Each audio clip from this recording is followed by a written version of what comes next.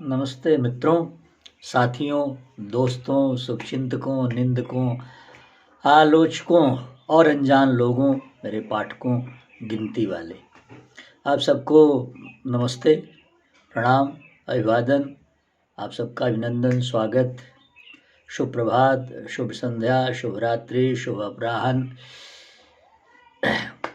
इन सब अभिवादनों के साथ आज मैं आपसे एक अलग वैचारिक मूड में हूँ, तो मैंने सोचा आज आपसे कुछ बेकार की बातें की जाए और कुछ बेबाक बातें की जाएं।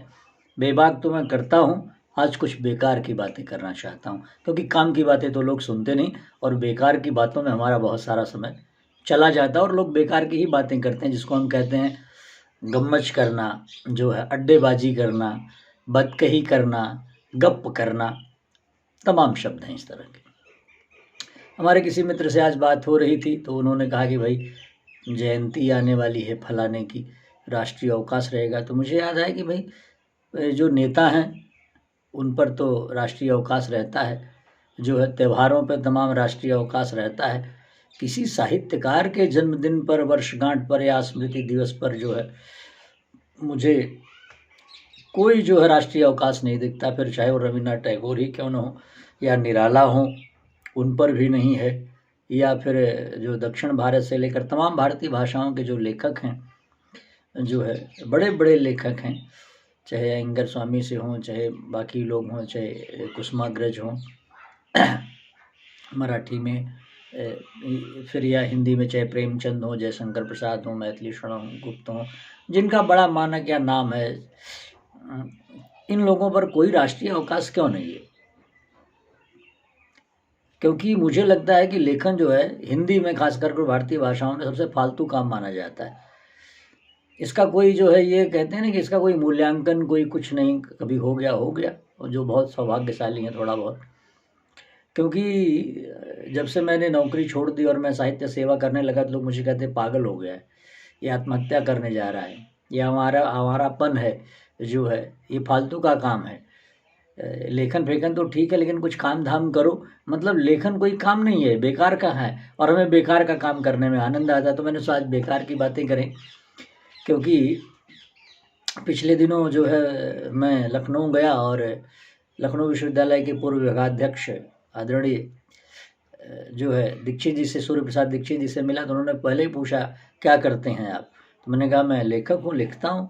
बोले ये तो ठीक है भाई, और क्या करते हो? मैंने कहा और लिखता हूँ। तो बड़े ज़ोर से हंसे, फिर बोले मैं सब समझ गया, लिखते तो हो, तो मैंने किताब देख ली है तुम्हारी जो है, लेकिन तुम जीवन यापन के लिए घर गृहस्थी कैसे चलाते हो? तो मैंने कहा मैं लेखन से ही चलाता हूँ। तो बड़ा आश्चर्य व्यक्त किए और भी फिर एक दो प्रश्न पूछे और बड़ी प्रसन्नता जाहिर की। तो मेरा कहना है कि जब मैं किसी से कहता हूँ कि मैं लेखक हूँ तो बोलता है वो तो ठीक है, और क्या करते हैं? तो मुझे पता कि और 4 प्रश्न मुझे पूछेगा वो और मुझे उसके उत्तर देने होंगे। तो मैं 4 जो है बेकार की बातें और करता हूँ और फिर वो चुपचाप चला जाता है खिन्न होकर के। जैसे भी जो प्राध्यापक हैं, तमाम तरह के लोग हैं, वो हिंदी के लेखक हैं। तो हिंदी जो है उनका शौकिया दूसरा पेशा और प्रतिष्ठा नाम के लिए करते हैं, और उनके लिए जो है ये पूर्णकालिक कार्य नहीं है। हिंदी में साहित्य के माध्यम से जीविकोपार्जन अपवाद माना जाता है। तो मैं उस अपवाद में हूँ। तो हमारे यहाँ जो हमारे पुरोधा रहे, जो हमारे साहित्य के इष्ट रहे, अब चाहे वो निराला हों, चाहे वो मुक्तिबोध हों, चाहे वो धूमिल हों, आप जानते हैं कि उनका जीवन कैसा रहा। पार्टनर तुम्हारी पॉलिटिक्स क्या है, अंधेरे में, जो लंबी कविता रही और इसी नाम से उनका संकलन भी था मुक्तिबोध का। और वो उनका जब भी चित्र आप देखेंगे तो बीड़ी पीते हुए रहेगा। तो जो ये हिंदी का लेखक है वो सिगार पीते हुए राजेंद्र यादव की तरह दिखे जो है, तो लगता है कि हाँ उसमें कुछ आभा है। तो हमारा जो बड़ा शीर्षस्थ लेखक है, जो सबसे चर्चित लेखक है, जो जनवाद का पक्षधर है, वो बीड़ी का सुट्टा मारते हुए उसका चित्र छपता है।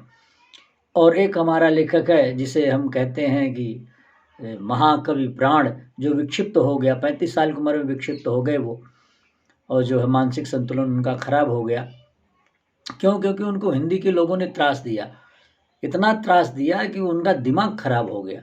और इलाहाबाद में रहे अंतिम दिनों में निराला जी, और जो उनके प्रिय लोग थे शिवमंगल सिंह सुमन, जो उनका पैर दबाते थे, लखनऊ में गए थे मिलने, और उनके ऊपर किताब लिख करके 3 खंडों में शर्मा जी, डॉक्टर रामविलास शर्मा, जिन्होंने 3 खंडों में लिखी निराला की साहित्य साधना, खंड 1, खंड 2, खंड 3, जिस पे उनको बड़ी ख्याति मिली, बड़ा नाम मिला। सब कहते हैं कि भाई शर्मा जी ने निराला को चमका दिया।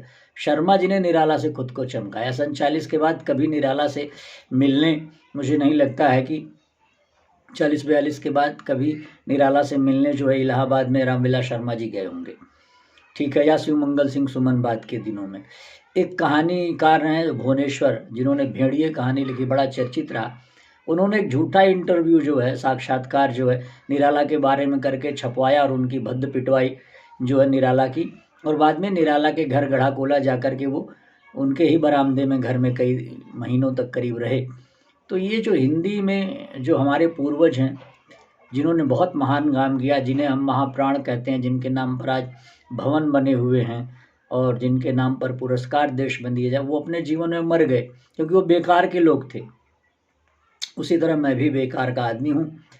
और लोग कहते हैं कि जो है कविता लिखने से कहीं घर चलता है, कहानी लिखने से कहीं घर चलता है। अब कुछ लोग कहेंगे कि ज़्यादातर लोग, हाँ बिल्कुल सही बात है। ये सही बात क्यों है? क्योंकि ये जो लोग कह रहे हैं ना कि हाँ सही बात है, कोई नौकरी क्यों नहीं करते, ये वही लोग हैं जो हिंदी की किताबें नहीं पढ़ते, नहीं खरीदते। ये पिज्ज़ा खरीदेंगे, बर्गर खरीदेंगे, अपने नाती पोतों के जन्मदिन पर जो है पाश्चात्य संस्कृति की तरह केक काटेंगे, रिसोर्ट में जाएंगे, पार्टी देंगे, भव्य आयोजन करेंगे। 100, 150, 200 की किताब नहीं खरीदेंगे।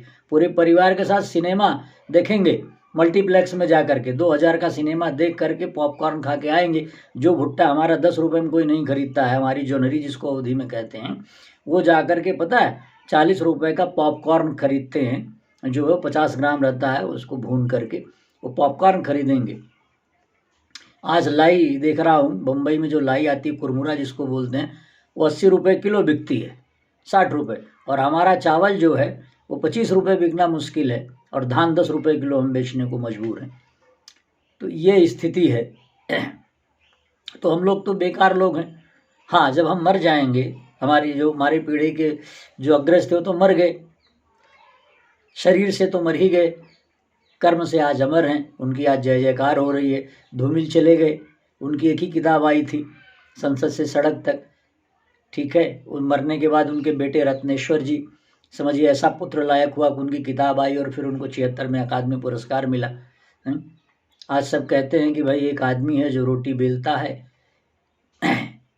एक आदमी है जो रोटी पोता है, एक आदमी जो रोटी बेलता है, एक आदमी है जो रोटी खाता है, एक तीसरा आदमी है जो न रोटी बेलता है, न रोटी खाता और रोटी से खेलता है। ये तीसरा आदमी कौन है? मैं पूछता हूँ, मेरे देश की संसद मौन है।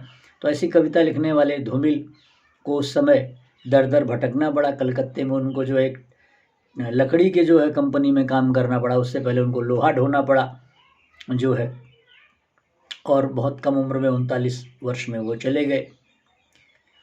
तो हमारे त्रिलोचन इतने बड़े कवि, उनको किसने पूछा? जिन्होंने लिखा है कि बिस्तरा है न चारपाई है, जिंदगी खूब हमने पाई है, कल अंधेरे में जिसने सर काटा, नाम मतलब मेरा भाई है।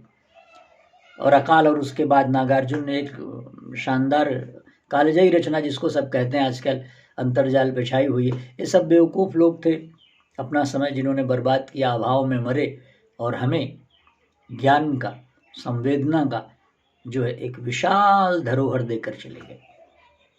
तो आप किताबें खरीदेंगे नहीं, और लिखने वाले लिखते जा रहे हैं।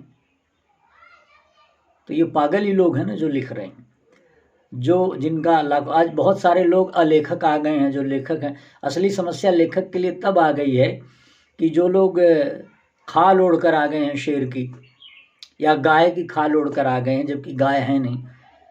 आधेतर लोग सेवानिवृत्त होने के बाद सबको लेखक बनने का शौक चल रहता है कि 2-4 किताबें छप जाएं तो हमारे यहाँ उदिम कहावत सजनी हमऊ राजकुमार, मतलब मैं भी लेखक हूँ। तो कुछ लोग होते हैं जो स्वभाव से लेखक हैं, जिनमें मैं भी हूँ, दुर्भाग्यशाली व्यक्ति, कि मैं लिखता हूँ और अगर नहीं लिखूँ तो रहा नहीं जाएगा, क्योंकि ये मेरे स्वभाव में है। और एक आदमी वो होता है जिसको शौक है लिखने का। जैसे शौक बड़ी चीज़ हो, एक प्रचार आता है ना, मुंह में डालते हैं शौक बड़ी चीज़ है, तो हम वो शौक वाले तो हैं नहीं। तो बताइए, हिंदी का आदमी, आप सोचते हैं हिंदी का लेखक है तो हिंदी के लेखक का चित्रण करना हो तो झोला लटकाए, कुर्ता पजामा पहने, चप्पल। आजकल देखता हूँ बीच में, चूँकि सोशल मीडिया का ज़माना, तो प्रेमचंद के फटे जूते दिखाए जाते हैं, और जो दिखा रहे हैं, पोस्ट कर रहे हैं, जो साझा करते हैं, उनको शर्म आनी चाहिए। तुम्हारे सर के जूते हैं, तुम्हारे बाप के, तुम्हारे पूर्वजों के जूते हैं, वो प्रेमचंद के जूते नहीं हैं, हमारे पूर्वजों के जूते हैं। तो ये हमारा दायित्व है कि वो अगला जो हमारा पूर्वज रहे उसके जूते चमकते हुए रहने चाहिए। वो टूटी हुई खड़खड़ाती हुई साइकिल नहीं चले, वो मर्सिडीज में चले। ये कब चलेगा? जब 140 करोड़ के आसपास आबादी है, जिसमें 72 करोड़ हिंदी के लोग हैं, जिसमें प्रौढ़ पढ़े लिखे जो है कम से कम 20 करोड़ 30 करोड़ हैं। अगर ये लोग साल में एक किताब खरीदें तो पता क्या होगा? 30 करोड़ किताबें बिकेंगी। आप चाहते ही नहीं कि हिंदी का लेखक या भारतीय भाषाओं का लेखक जो है वो जो है चले। अंग्रेजी अखबार का पत्रकार, अंग्रेजी का लेखक जो है कहीं किसी शहर में आता है तो जो सबसे बढ़िया होटल होता है सराय, उसमें ठहरता है, वो सबसे अच्छी सराय में। और जो हिंदी का लेखक वो किसी मित्र के यहाँ ठहरता है, सोचता है कोई परिचित, फ़ोन करके अपने मित्र को पूछता है, अच्छा वहाँ उस शहर में आपका कोई मित्र है जहाँ ठहरा जा सकता है? शर्म नहीं आती है? कैसे शर्म आएगी बेशर्म लोगों को? शर्म तो उनको आती है जिनकी कोई इज्जत हो, जिनका सम्मान हो, उनका अपमान होता है। पाठ्यक्रम में आपने पढ़ लिया, अच्छा है कि वो पाठ्यक्रम वाले हैं जिसमें आपको नाम याद रह जाते हैं, निराला के, सूर के, तुलसी के, दिनकर के, जो आपको नाम याद है, मैथिली शरण के, द्वारिका के, द्वारिका प्रसाद माहेश्वरी, हरिऔध के नाम इसलिए हैं वो पाठ्यक्रम में हैं, नहीं तो वो भी आपको नहीं याद रहते। तो अब से अगर लज्जा शर्म है, आने वाली पीढ़ी चाहते हो कि भाई हिंदी वाले कुछ करें, हिंदी के लेखक अच्छा लिखें, हिंदी को लोग पेशा बनाएं। देखो, बगैर पेशे के अच्छा काम नहीं हो सकता, शौकिया काम अच्छा हो जरूरी नहीं है। तो प्रेमचंद ने, कुछ लोग कहते हैं अच्छा हिंदी को जो है आपने साहित्य को धंधा बना लिया। अरे भाई, पहले राजकवि होते थे, लोग राजकवि बनने के लिए मरे जाते थे, चंद्रवरदाई वगैरह कौन थे? तो हमारे जो पूर्वज रहे, जिनको आप प्रेमचंद उर्दू से हिंदी में इसलिए लिखने आए क्योंकि उर्दू में कहानी लिखने का 2 रुपया मिलता था और हिंदी में 5 रुपये मिलता था, इसलिए नवाब राय जो थे वो प्रेमचंद हो गए और हिंदी में लिखने आए। और वो कहते थे मैं एक मजदूर हूँ, अगर मैं एक दिन कहानी नहीं लिखूँ, कुछ नहीं लिखूँ तो मेरा घर कैसे चलेगा? तो क्या करोगे आप? प्रेमचंद को क्या बोलोगे? बिकाऊ बोलोगे? सच बहुत कड़वा है। हिंदी के कितने लेखक हमारे पूर्वज बलिदान हो गए। आपको अंग्रेजी पढ़नी नहीं आती, लेकिन टाइम्स ऑफ इंडिया आपके घर में आता है ताकि लोग जाने कि आप पढ़े लिखे आदमी हैं। हिंदी के अखबार घर से जा रहे हैं। जब पत्रिका कोई बंद होती है, बाल पत्रिका, तो आप आंसू बहाते हैं, उसमें फेसबुक पे लिख देते, अरे भाई आपके घर में बाल पत्रिका आती कहाँ है? तो शर्म करिए, किताबें मांगना बंद करिए। एक तो भीख मांगना, किताबें मांगते हैं आप, सब्जी ज़रा मांग के ले आओ बाजार से, 2 रुपये की धनिया कोई नहीं मांग सकता, आप किताब मांगने चल देते हो। जिसने वर्षानुवर्ष शोध करके, मेहनत करके किताब लिखी है, उससे आप छूट जाते हो। और पिज्ज़ा बर्गर करने के लिए तो नहीं कहते हो भैया छूट कर दो, छूट दे दो। एक तो खरीदते नहीं हो, कभी गए तो फिर। तो हिंदी वालों, शर्म करो, अपनी लाज कुछ तो बचा के रखो भाई, हया। और सलाह देते हो बड़े जल्दी, अरे काम क्यों नहीं करते भाई? अरे वो काम कर रहा, अपना काम करो, आपको शर्म आनी चाहिए। किताब खरीद के पढ़ो, अखबार मंगनी के नाई की दुकान पे जाते हो, पान की दुकान पे, पान का पैसा देने के लिए है, 5 रुपये का पान खाते हो तो 5 रुपये का अखबार खरीद लो, पूरा दिन चलेगा। दिन भर में तो 5-4 बार खाते हो। तो ये संस्कार बदलो, ये संस्कार नहीं है, कुसंस्कार है।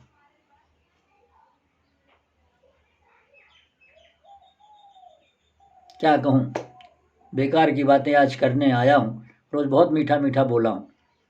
कविताएं तो आप अच्छी सुनेंगे नहीं, अच्छी कहानी आप पढ़ेंगे नहीं, क्योंकि आपको पता ही नहीं कि अच्छी बुरी, जब आप पढ़ेंगे ही नहीं तो मैंने सोचा क्यों ना आज बकवास कर ली जाए। मैं भी लेखक हूँ, और इसलिए नहीं, मैं तो आज हूँ, 10-20 साल बाद मैं भी मर जाऊँगा, ठीक है ना? मैं तो नहीं रहूँगा, उसके बाद कोई दूसरा रहेगा। तो मैं उन सबके लिए कह रहा हूँ। हो सकता है कि दुर्भाग्य से आपकी पीढ़ी में कल कोई लेखक पैदा हो जाए, जैसे मैं अपने पीढ़ी में, हमारे गाँव में दुर्भाग्य से मैं पैदा हो गया। कई बार दूब पे, पत्थर पे दूब उगाते हैं, लेकिन ये दूब पर पत्थर आके टंग गया मेरे जैसा। जो घर फूंके अपना चले हमारे साथ, कबीर ने कहा तो मैं तो उन्हीं का अनुयायी हूँ। तुमने अपना सब बर्बाद बेच दिया, हमारापन करना शुरू किया हिंदी के साथ। तो मुझे हिंदी के साथ प्रेम है, जैसे राधा कृष्ण की दीवानी थी, मैं हिंदी का दीवाना हूँ, ठीक है ना। तो मैं आज कुछ बेकार की बातें कर रहा हूँ, और कई बार जो है बेकार की बातें आजकल ज़्यादा सुनी जाती हैं, तो क्या पता मेरी बात आप सुने। और मुझे पता है कि मैं प्रतिभाशाली हूँ, मैं अच्छा लिखता हूँ, मुझे अपने बारे में पूरा विश्वास है, कोई घमंड नहीं, कोई कुछ नहीं। लेकिन मैं जानता था कि आप लोगों की तमाम अवहेलना के बाद, कुसंस्कारों के बाद, हिंदी में इतनी गंदगी के बाद भी कमल खिलेगा। मेरे अंदर वो क्षमता है, क्योंकि मेरा नाम पंकज है मेरे जन्म का, और कीचड़ में खिलता है। तो ये मुझे पता था, मेरे ऊपर विश्वास था। और आज आप मुझे पढ़ें या मेरे जैसे तमाम लोग पढ़ें नकारें, लेकिन हम लोग आएंगे एक दिन, क्योंकि हम जिद्दी लोग हैं। मुझे पता है मैं प्रतिभाशाली हूँ, मैं अच्छा लिखता हूँ, अच्छा और लिख सकता हूँ, और मैं रोज़ सीखता हूँ, कुछ न कुछ सीखता हूँ, बेहतर करने की ललक है मुझ में। तो मुझे पता है कि मेरा भी दिन अच्छे आने वाले हैं। मैं अच्छे दिन नहीं कह रहा हूँ, दिन अच्छे आने वाले हैं। ये हमारे पूर्वज कवि थे, आपको पता नहीं है कि नहीं, क्योंकि आप तो पढ़ते ही नहीं। हमारे एक बड़े महान कवि और मंचीय कविता के अधिष्ठाता गया प्रसाद शुक्ल स्नेही जी की ये रचना है, दिन अच्छे आने वाले हैं। आगे चल कर के एक सूक्ति बना दी बीजेपी वालों ने, भाजपा ने, अच्छे दिन आने वाले। लेकिन उनकी कविता का शीर्षक था दिन अच्छे आने वाले हैं। जिन्होंने स्वदेश के लिए जो है एक पंक्ति लिखी थी, जो भरा नहीं है भावों से बहती जिसमें रसधार नहीं, हृदय नहीं वह पत्थर है जिसमें स्वदेश का प्यार नहीं। ऐसे जो हमारे पूर्वज थे, इस तरह की भाषा, इस तरह की काव्य शक्ति थी। और आप गूगल पे मत खोजना, ठीक है ना, गूगल वालों, गूगल पे जाओगे तो मैथिली शरणगुप्त की कविता बता देंगे आजकल गूगल वाले। जैसे जो है एक कविता थी जो है अपना सोहनलाल द्विवेदी जी की, हार नहीं होती, उसको जो है बहुत दिनों तक बच्चन जी का इंटरनेट बताता रहा। बाद में अमिताभ बच्चन ने उसका स्पष्टीकरण दिया कि मेरे पिता की कविता नहीं। तो खैर, हम बेकार के लोग हैं, बेकार की बातें मैं बहुत सारी कर सकता हूँ, लेकिन बेकार की बातें मैं हूँ नहीं आदमी बेकार का। कितनी बेकार की बातें करूँगा ज़बरदस्ती। तो मुझे लगता है इतनी ही मैं कर सकता था, और आप मुझसे असहमत हो सकते हैं, मेरी आलोचना कर सकते हैं, मेरी निंदा कर सकते हैं, मुझे गालियाँ दे सकते हैं, क्योंकि हिंदी में आजकल सोशल मीडिया पे कुछ भी संभव है। तो मेरा एक शेर इसीलिए लिखा है कि मेरी निंदा के लिए ही मुझे सुनने वालों, सदा आबाद रहो मुझसे जलने वालों। तो बस, और क्या कहूँ, फिर से आप सबको जो है, जो मुझे आलोचना करेंगे, जो मेरी निंदा करेंगे, जो मुझे ठहराएंगे, जो मुझे उपदेश देंगे, उन सबका स्वागत है असहमतियों के साथ। तो पुनः आप सबको नमस्ते, धन्यवाद, आभार, कृतज्ञता, प्रणाम, शुभ संध्या, शुभ प्रभात, शुभ रात्रि। ये सब इसलिए कह रहा हूँ कि आप किसी भी समय कभी भी सुन सकते हैं, क्योंकि अंतर्जाल की महिमा है। तो बस याद रखना, मैं एक दिन आऊँगा और लहर की तरह छा जाऊँगा। लेकिन वो कब दिन आएगा मैं नहीं जानता, क्योंकि मैं कोई भविष्यवक्ता नहीं हूँ। लेकिन मुझे अपनी प्रतिभा पर, अपनी भाषा पर, अपनी संस्कृति पर गर्व है, और मुझे विश्वास है।